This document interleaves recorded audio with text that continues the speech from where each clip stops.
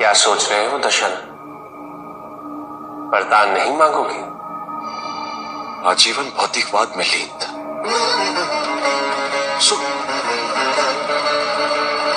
सोचा जीवन पथ यही और गंतव्य भी यही, किंतु इस एक क्षण के दर्शन ने मुझे जिस परम आनंद की अनुभूति कराई, इसके पश्चात तो ऐसा प्रतीत होता है जैसे इसके पूर्व जीवन आरंभ ही नहीं हुआ था।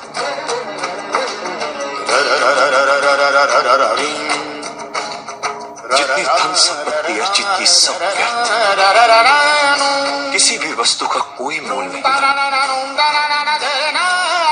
आपने मुझे निर्धन बना दिया प्रभु, सब कुछ छीन लिया मुझसे।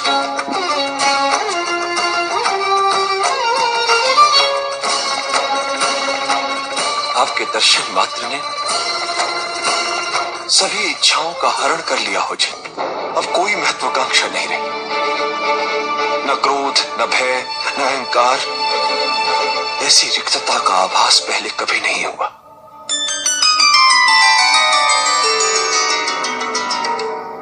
किंतु विडंबना तो यह है प्रभु,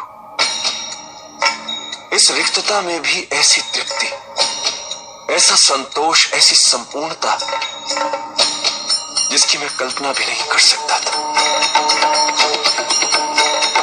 आपने मुझे किसी योग्य नहीं छोड़ा।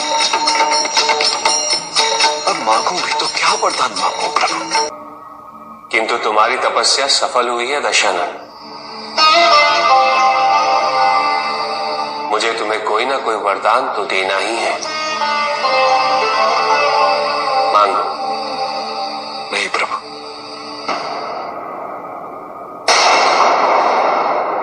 मैं आपसे कुछ नहीं मांगूंगा। यदि मैंने आपसे कुछ मांगा और आपने नहीं दिया तो मुझे बहुत दुख होगा। अपने नौ शीश कटने की पीड़ा तो मैंने सही, किंतु ये नहीं सहन कर पाऊंगा। मैं तुम्हें आश्वस्त करता हूं दशानन, तुम जो भी वरदान मांगोगे मैं अवश्य दूंगा। निसंकोच होकर मांगो।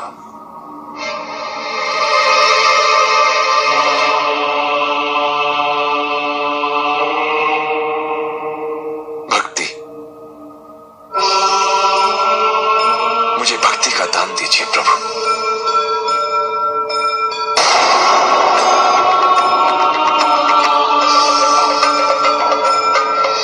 अपने परम भक्त के रूप में स्वीकार कीजिए महादेव।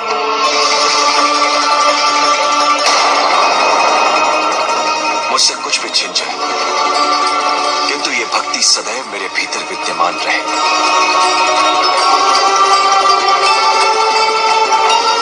कोई भी इसे पृथक न कर पाए, स्वयं मैं भी नहीं।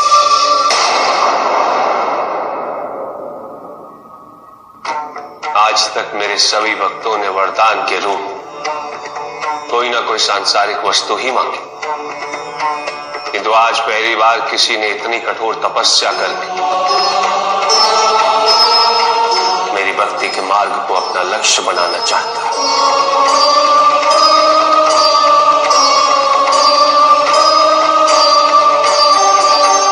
यदि तुम चाहते तो मुझसे कोई भी वरदान मांग सकते थे दशरथ,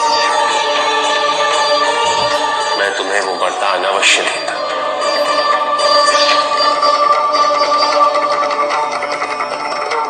तुमने भक्ति के वरदान को मांग अपने निस्वार्थ भाव का परिचय दिया, अपनी पवित्रता का परिचय दिया।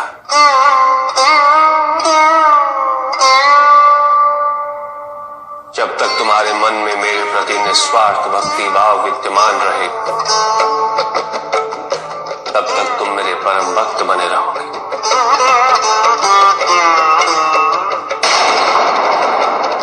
मैं तुम्हें वरदान देता हूं दशन, समस्त संसार में तुम मेरे सबसे महान भक्त के रूप में प्रसिद्ध होगे। महादेव, आपने हमें दुख का कारण तो बता दिया, किंतु हम भय के बारे में भी जानना चाहते हैं।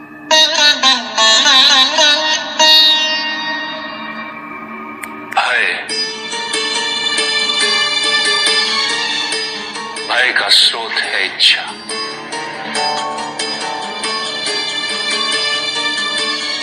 पाने की इच्छा होगी तो उसे खोने का भय भी होगा।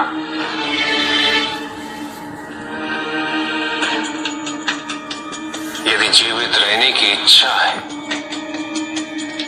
तो मृत्यु का भय भी अवश्य होगा।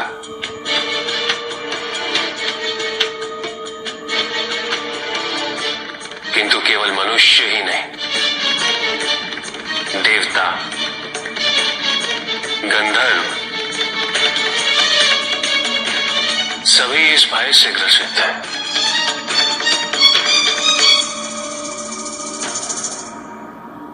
क्योंकि इच्छाओं से मुक्त कोई भी नहीं।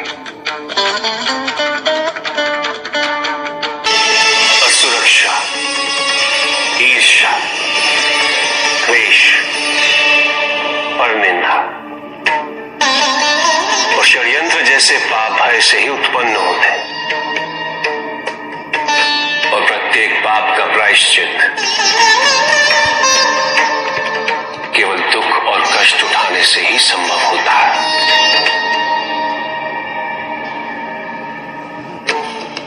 इसलिए भय भी अंत में दुख का कारण बन जाता है।